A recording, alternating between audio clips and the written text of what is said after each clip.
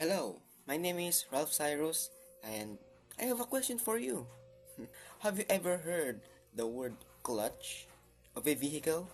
Well, if not, this presentation will explain the clutch. Let's go.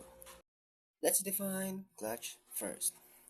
Clutch is one of the crucial part of a vehicle where it is involved in the process of distribution of power from engine to wheels. However, in other definition, according to Google, as you can see, it is a mechanical device that connects and disconnects the engine's power from the transmission, which is true. So basically, it simply controls the power distribution from engine to transmission. Now, let's move on its purpose. According again to Google, it states that it connects and disconnects the engine's power from the transmission, and it allows you to change gears smoothly. Now, let's move on its functions and how does it work? First, when you press the clutch pedal, it pushes forward the release bearing. After that, this release bearing will push the pressure plate away, allowing the friction disc to disconnect to flywheel. That's how it works. The 1920s, where the way cars operated was revolutionized. During this time, cars were using direct drive system prior to clutches. This caused difficulty in starting and stopping the vehicle. When the clutch was introduced, it made the vehicles easier to shift gears and improved its driving experience. When the 1930s came, the automatic clutch was developed. It improved the driving experience further. The automatic clutch eliminated the need for manual clutch. Diaphragm clutches. In 1950, diaphragm clutches were made in the 1950s, making it more reliable and efficient than before. It became a standard feature in the cars during the time because it offered better performance and durability. During the 1980s, the hydraulic clutch was introduced, better than diaphragm and clutch. Hydraulic clutches were smooth and precise, but this required the use of hydraulic fluid to reduce the wear and tear on the clutch components. In the year 2000, dual clutch transmission was invented. Dual transmission used two clutches to pre-select the next gear, allowing the driver of the vehicle to shift quickly and seamless. This kind of clutch has become popular in high-performance vehicles. Parts and function of a clutch system. So there are 14 parts in a clutch system, which are spigot bearing. The spigot bearing boosts the performance and lifespans of the clutch and transmission system. Retaining spring with screw. This device improves the reliability and performance of the clutch mechanism. Diaphragm spring with perform fingers. The diaphragm spring, as a key part of the clutch, it generates pressure for engaging and disengaging the clutch. Release ring. The release ring helps disengage the clutch when the clutch pedal is pressed. Mr. Verana, kindly continue the parts and function, please. Retaining spring. The retaining spring maintains the alignment of clutch parts, ensuring proper function and durability. Ball pin for clutch port. The clutch ball pin secures the release lever, allowing the clutch to engage or disengage. Flywheel. The flywheel helps minimize the effect of friction. Drive disc. The drive disc transmits rational force to the transmission input shaft, which drives the wheel. Pressure plate. The pressure plate applies force to the clutch disc, keeping it in contact with the engine flywheel. Inner fulcrum ring. The inner fulcrum ring enhances the performance and functionality of the vehicle's suspension system. Well, thanks for that, Mr. Verana. So to continue, outer fulcrum ring. The outer fulcrum ring supports the vehicle's handling, stability, and ride quality. Clutch cover. The clutch cover applies pressure to the clutch disc, pressing it against the engine flywheel. Release spark. The release spark pushes the release bearing against the pressure plate springs.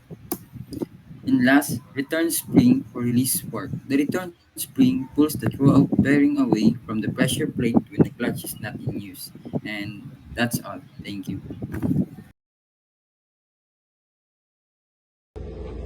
Today, I will be talking about the basic construction of a clutch system.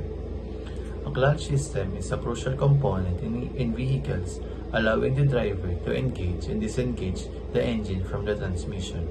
Here are the basic construction components of a clutch system. First, the clutch disc, a friction disc that transmits power between the engine and the transmission. Second, the pressure plate applies pressure to the clutch to engage it. Third, flywheel. Attached to the engine, it provides a surface for the clutch disc to engage. Fourth, release bearing engages with the pressure plate to disengage the clutch when the pedal is pressed. Fifth, clutch fork mechanism that transfers the force from the clutch pedal to the release bearing. And lastly, the housing, usually made out of cast iron, which encases the clutch assembly. And here are the three clutch system designs. First, the single plate clutch, the most common in passenger vehicles, which only uses one plate clutch. Second, the multi-plate clutch. The multi-plate clutch is commonly used in high performance or heavy duty applications featuring multiple discs for greater torque transmission. And lastly, the hydraulic or the mechanical actuation.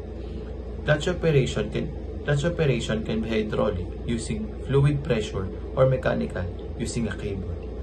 That's it, and thank you. System. First, let's talk about what clutch is.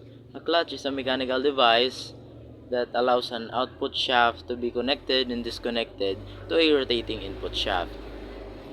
Meaning to say that clutch is used to transmit torque from a rotating driving motor to a transmission. We may commonly see clutch system in manual cars, and there are different types of clutch system, and here are they. Hydraulic clutch is a system in vehicles that use hydraulic fluid to transfer force from the clutch pedal to the clutch assembly. This design offers smoother and more consistent clutch engagement, make it easier to shift gears, and improving overall driving experience. This type of clutch is almost used in all modern cars. Cone clutch. This design allows for more clutch capacity in the same space and less likely to shatter due to the reduced number of sliding surfaces. The cone clutch uses two conical surfaces to transmit torque by friction. When a driver presses the clutch pedal, the male cone slides against the spring force, resulting in the disengagement of the clutch. Upon releasing the pressure on the clutch pedal, the spring force brings the friction surface of the male cone in direct contact with the female cone. Friction clutch is a clutch in which the drive is transmitted by the friction between surfaces attached to the driving and driven shafts.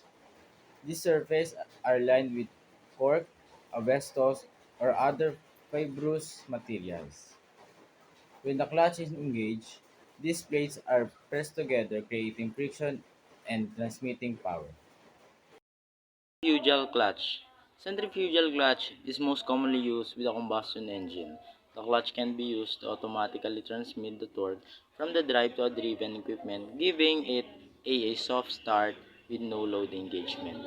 When the crankshaft rotates, the shaft of the clutch rotates at the same speed as the engine. The rotation of the hub forces the shoe or flyweights outwards until they come in contact with the clutch drum. The friction material transmits the torque from the flyweights to the drum. The drive is then connected. By using this type of clutch between the drive and the driven equipment, the speed at which the mechanical driven shaft engages can be controlled. Centrifugal clutch. A semi-centrifugal clutch comprises a pressure plate and a weighted lever as some supplementary components alongside the typical elements of a centrifugal clutch. When operating at low speed, the clutch spring maintains engagement and the weighted lever remains uninvolved with the pressure plate. The difference between centrifugal clutch and the semi-centrifugal clutch is that centrifugal clutch is completely automatic. Drivers no control over engagement point. While on the other hand, semi-centrifugal clutch has a clutch pedal that must be used to stop the vehicle.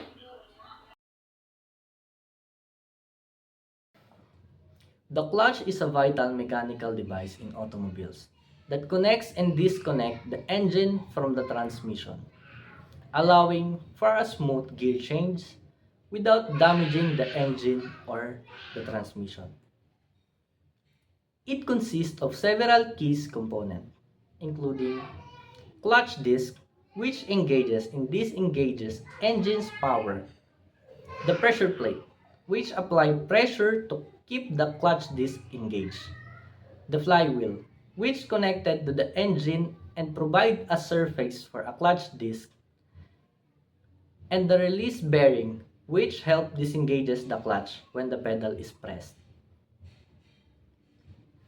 When the clutch pedal is not pressed, the pressure plates compresses the clutch disc against the flywheel, enabling the engine power to be transmitted to the transmission and allowing the vehicle to move. Conversely, when the clutch pedal is pressed, the release bearing pushes against the pressure plate, releasing the pressure on the clutch disc and breaking the connection between engine and transmission. This disengagement is essential for gear changing.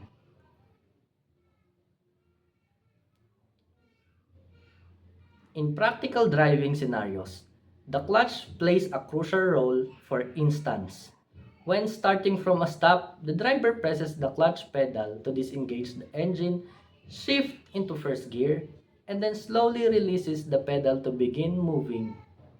Similarly, during gear shifts, pressing the clutch pedal allows the driver to change the desired gear for driving smoothly. Re-engaging the clutch. Finally, when stopping, pressing the clutch pedal prevents the engine from stalling, ensuring a smooth stop. In summary, the clutch is an essential component for maintaining vehicle control and facilitating driving smoothly. Understanding its operation is key to mastering the art of driving.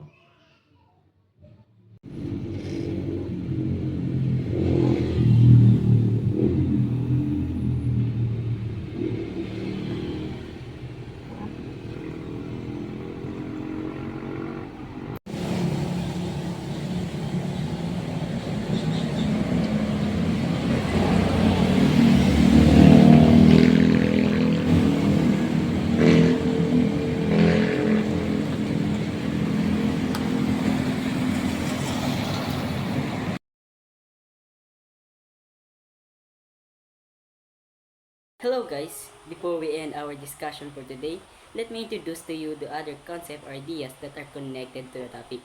Aside from automotive, we have the industrial machinery. For example, the lathe. It's a machine that works by rotating the workpiece around the stationary cutting tool where the clutch helps to control the speed of lathe spindle.